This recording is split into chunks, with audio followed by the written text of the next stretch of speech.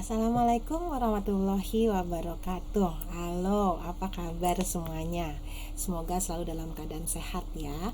Tetap jaga kesehatan, mengikuti protokol kesehatan. Jangan lupa mengkonsumsi makanan yang sehat dan bergizi setiap hari. Berolahraga ringan, sambil berjemur di bawah matahari pagi. Baik, materi yang akan kita bahas kali ini adalah tentang beragam metode statistika yang biasa digunakan untuk menghitung dan menerangkan tentang sifat kuantitatif dalam populasi. Hasil perhitungan tersebut biasanya digunakan sebagai dasar pembahasan untuk menentukan keputusan hasil seleksi. Oleh karena itu, Anda harus pahami cara perhitungannya, ya. Baik, sekarang coba siapkan dulu kertas, alat tulis, dan kalkulator. Sebenarnya, metode statistika yang digunakan dalam ilmu pemuliaan ternak sudah tidak asing lagi bagi Anda, karena Anda sudah mengenal metode-metode tersebut saat Anda mempelajari mata kuliah statistika di semester 2. Ayo coba diingat-ingat lagi materi-materi tersebut, ya. Metode yang harus Anda kuasai cara perhitungannya dalam hubungannya dengan mata kuliah ilmu pemuliaan ternak adalah rata-rata atau means, kemudian ragam atau variance, dilihat simbolnya ya, kemudian simpangan baku atau standar deviasi, kemudian koefisien keragaman atau coefficient of variation, kemudian peragam atau covariance, kemudian regresi dengan simbol ini koefisien regresi, dan korelasi. Ini simbol dari koefisien korelasi. Kali ini saya tidak akan mengulangi seluruh cara perhitungannya secara detail. Artinya, Anda harus mengulangi secara mandiri, ya, supaya tidak lupa. Pada mata kuliah statistik telah diterangkan berbagai macam cara menghitung rata-rata. Masih ingat? Salah satunya adalah dengan cara yang sangat sederhana yang biasa digunakan oleh anak SD, SMP, sampai SMA. Anda bisa lihat rumus yang terlihat pada layar ini. Masih ingat? Jadi, bila Anda ingin menghitung rata-rata contoh atau sampel mean, bukan rata-rata populasi ya, adalah dengan menjumlahkan seluruh data yang ada dan dibagi dengan jumlah dari berapa buah data yang ada. Masih ingat? Ya. Cara lainnya adalah dengan menggunakan rumus rata-rata diboboti. Dengan rumus seperti ini. Ada rumus rata-rata diboboti seperti ini ya. Silakan dilihat lagi, diingat lagi. Rumus tersebut dapat digunakan bila misalnya Anda memiliki data seperti ini. Misalnya Anda memiliki data rata-rata bobot sapi, anak kambing, tentu pada saat umur disapih, dari 5 generasi. Oke. Pada generasi pertama ada 77 ekor anak kambing yang disapih. Generasi kedua ada 70 ekor, generasi ketiga ada 58 ekor, dan seterusnya. Oke. Untuk tiap generasi terdapat data rata-rata berat sapi, anak kambing jantan, dan anak kambing betina. Jadi ini adalah data rata-rata berat sapi. Ya. Sekarang bagaimana Anda bisa mengerti untuk menghitung statistiknya, menghitung rata-ratanya? Bagaimana? Minimal Anda mengerti dulu arti dari data di tabel ini. Kemudian sekarang kita mulai menganalisis secara statistik, dan Anda harus mengerti dulu datanya seperti apa yang data yang Anda miliki, harus mengerti juga apa yang ingin diketahui. Jadi nanti Anda tidak salah menghitung dan Anda tidak salah menggunakan rumus. Sekarang bila saya tanya, berapa rata-rata berat sapi anak kambing jantan pada 5 generasi tersebut. Bagaimana cara menghitungnya? Coba, ayo dihitung sekarang. Ingat data apa saja yang Anda miliki. Gunakan dan manfaatkan seluruh data yang ada untuk meningkatkan ketelitian. Siapa yang dapat angka 9,76? Ada? Ya. Atau siapa yang dapat angka 9,77? Meskipun hanya berbeda 0,01, tapi yang lebih tepat untuk rata-rata berat sapi anak kambing jantan pada 5 generasi ini adalah 9,77. Bagaimana bisa dapat angka 9,77? Anda harus gunakan rumus rata-rata diboboti. Sekarang coba lihat pada layar untuk perhitungan menggunakan rumus rata-rata diboboti pada anak kambing jantan. Ingat data yang Anda miliki tadi ada 2 jenis data ya, seperti ini digunakan semua datanya. Jadi tidak langsung dijumlahkan dibagi 5 ya. Bisa dimengerti? Ya. Sekarang kita coba lagi ya. Coba Anda hitung rata-rata diboboti untuk berat sapi anak kambing betina. Bisa dimengerti soalnya? Coba Anda buat ya, Anda hitung. Kita lanjutkan. Pada layar terlihat rumus yang sedikit berbeda dari rumus rata-rata diboboti. Kapan digunakan rumus seperti ini? Bila Anda ingin menghitung rata-rata dalam kondisi proporsi, silakan gunakan rumus ini. Ya.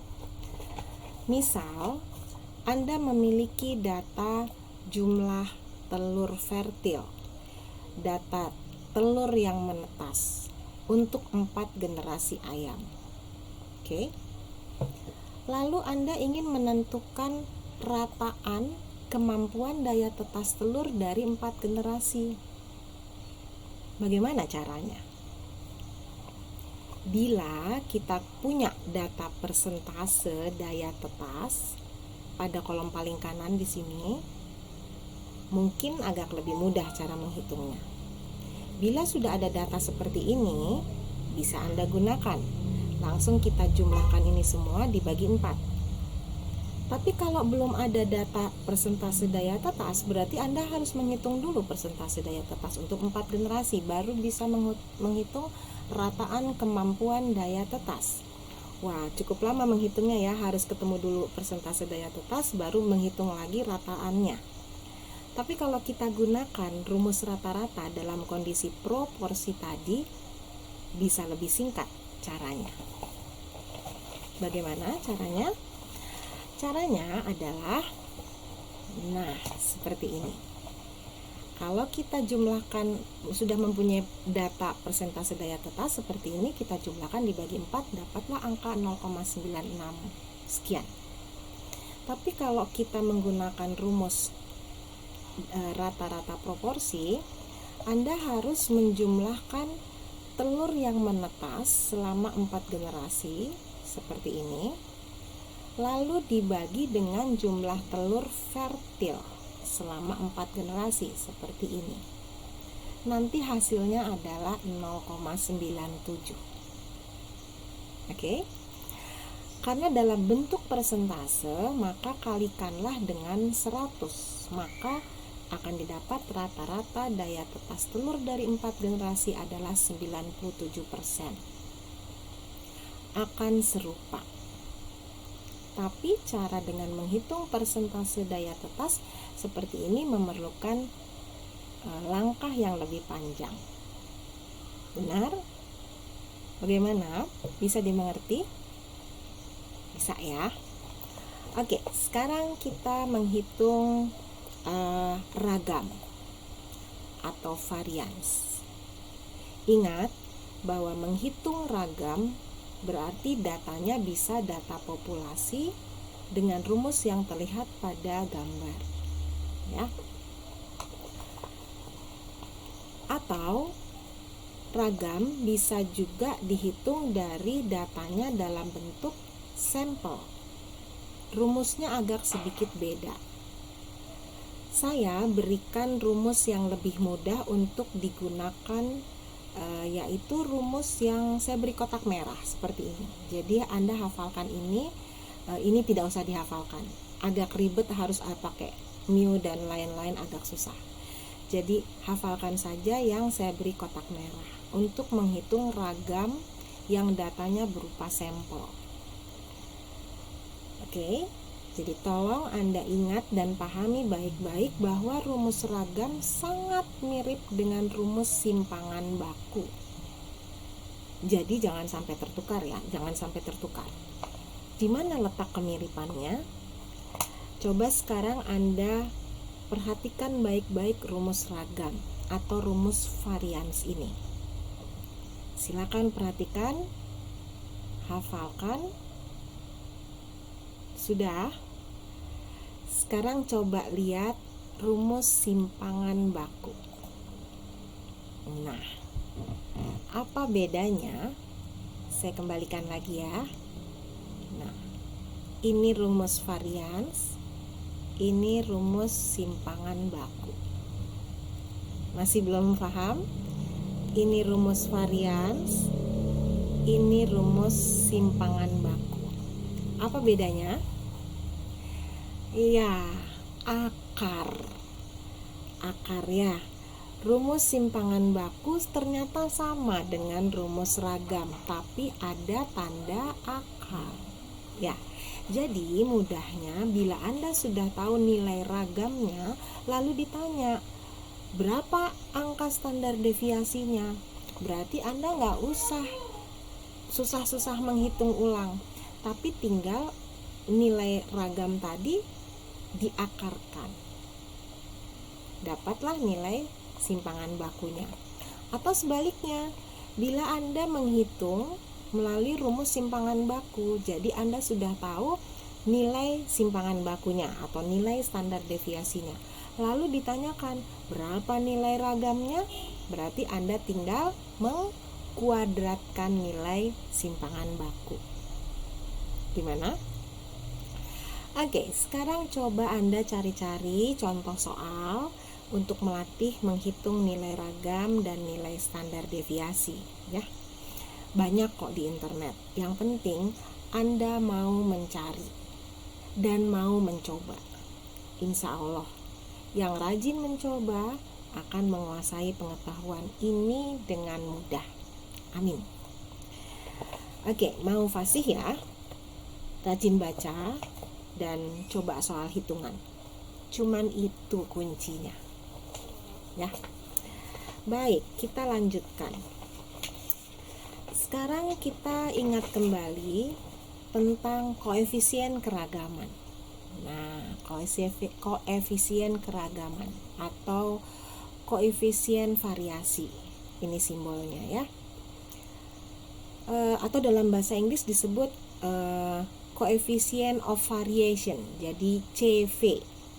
Fungsi menghitung koefisien keragaman adalah untuk membandingkan keragaman dari sifat-sifat yang diukur dengan satuan yang berbeda. Misal, sifat yang satu diukur menggunakan kilogram dan mau dibandingkan dengan sifat yang lain yang satuan ukurnya sentimeter. Nah, pakailah rumus koefisien keragaman.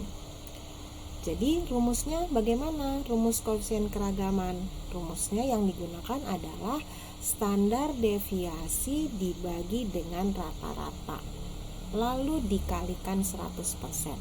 Jadi ingat, satuannya persen, ya. Baik, Anda harusnya masih ingat tentang hubungan keragaman dengan seleksi, bukan? Yang bisa dilakukan seleksi pada suatu populasi adalah bila keragamannya antar individu dalam populasi tersebut adalah besar, keragamannya besar atau keragamannya tinggi. Ingat contoh kondisi waktu saya mau menseleksi tim bola voli, masih ingat? Ya, jadi kalau mau menseleksi, keragaman populasinya harus besar.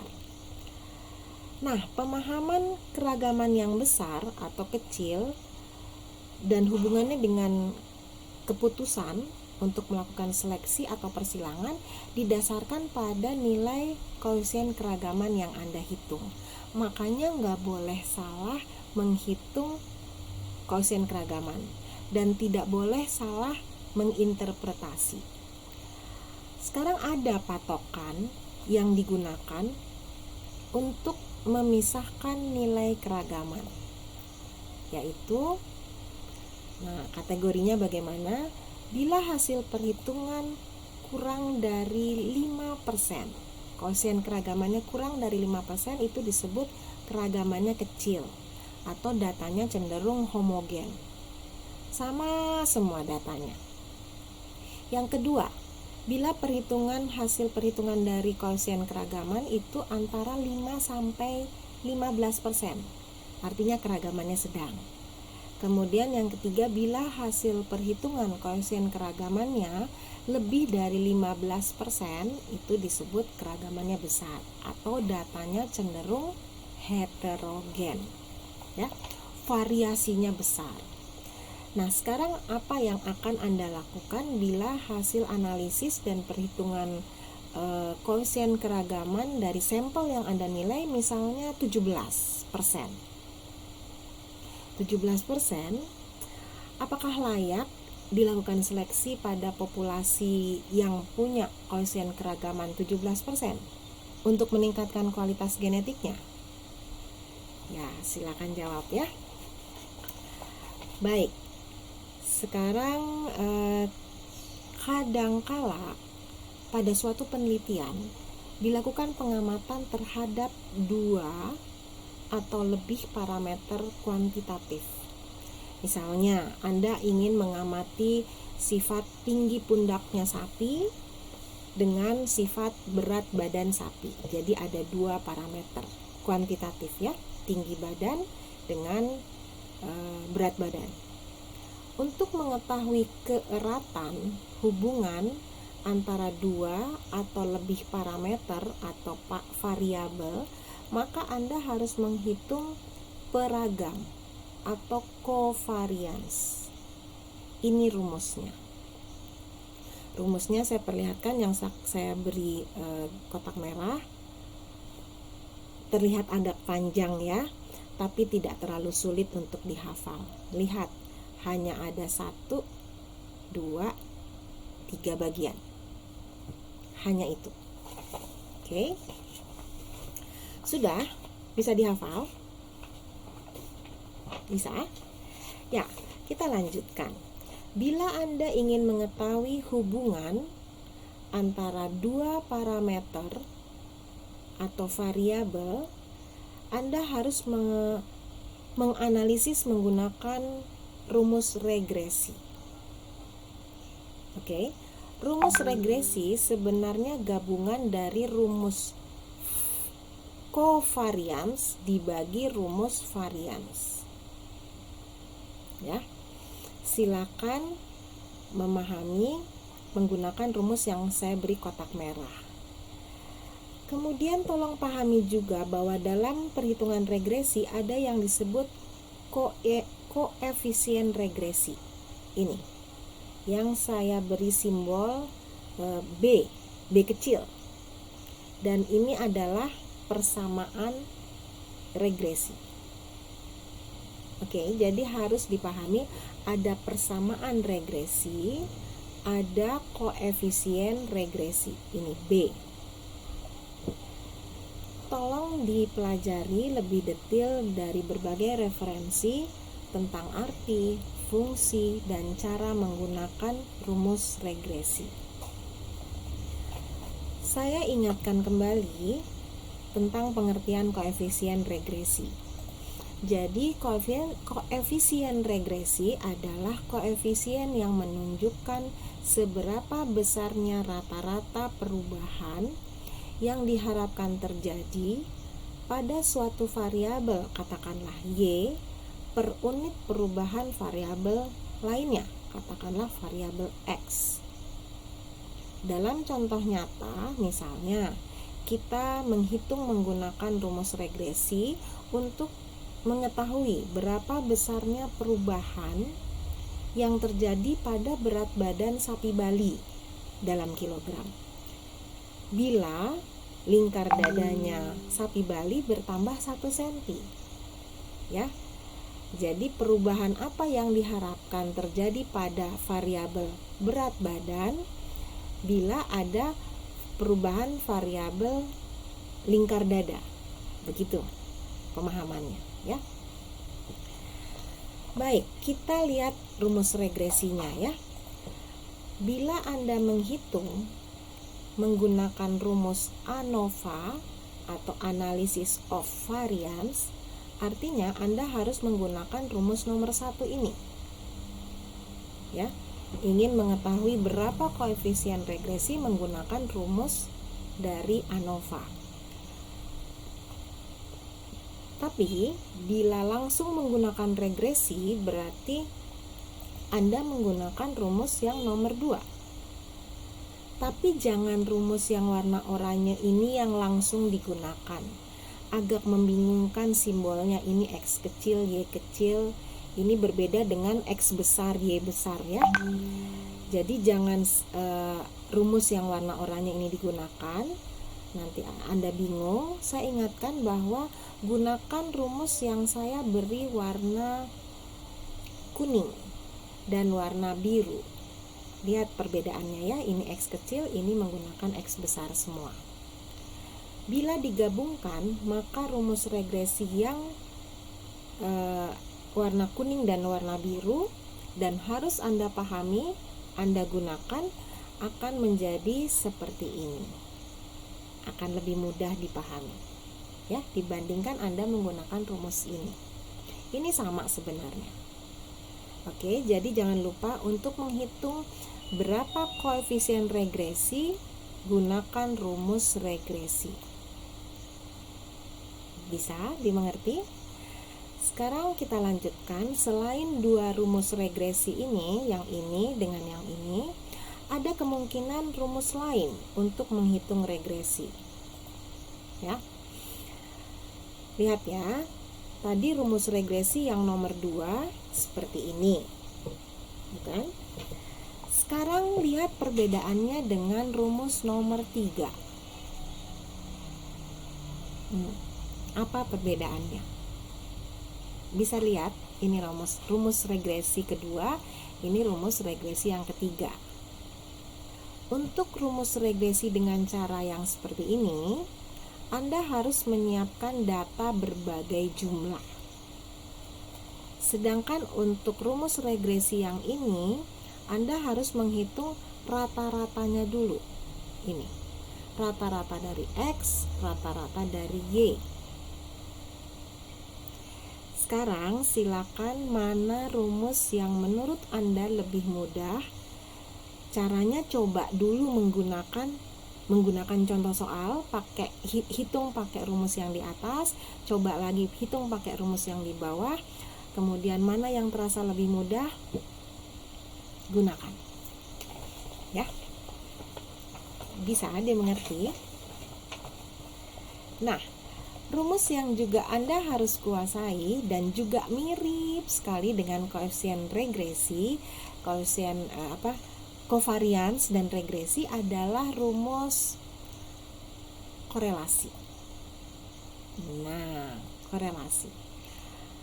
Anda menghitung menggunakan rumus korelasi bila Anda ingin mengetahui derajat hubungan antar 2 variabel. Hasilnya akan berupa koefisien korelasi dengan simbol huruf R kecil. Nah, ini R kecil. Hati-hati tertukar dengan R besar, ya. karena pengertian dan artinya beda sekali dengan koefisien korelasi. Kalau R kecil, koefisien korelasi. Kalau R besar, koefisien determinasi. Artinya sangat berbeda. Sekarang coba silakan pahami rumus yang saya beri kotak merah pada layar untuk mendapatkan koefisien korelasi ini. Ini rumusnya. Oke. Misalnya Anda mau mengetahui derajat hubungan, ini derajat hubungan tadi ya, ingin mengetahui derajat hubungan antara sifat berat badan sapi dengan sifat lingkar dada. Misalnya, apakah derajat hubungannya rendah, sedang, atau tinggi? Bila derajat hubungannya tinggi, artinya ukuran lingkar dada sapi, kalau ukuran lingkar dada sapi meningkat, berarti tanpa harus menimbang berat badan sapi, Anda sudah bisa menduga sifat berat badan juga akan ikut meningkat. Kenapa? Karena nilai koefisien korelasi antara sifat berat badan dan lingkar dada tinggi. Oke?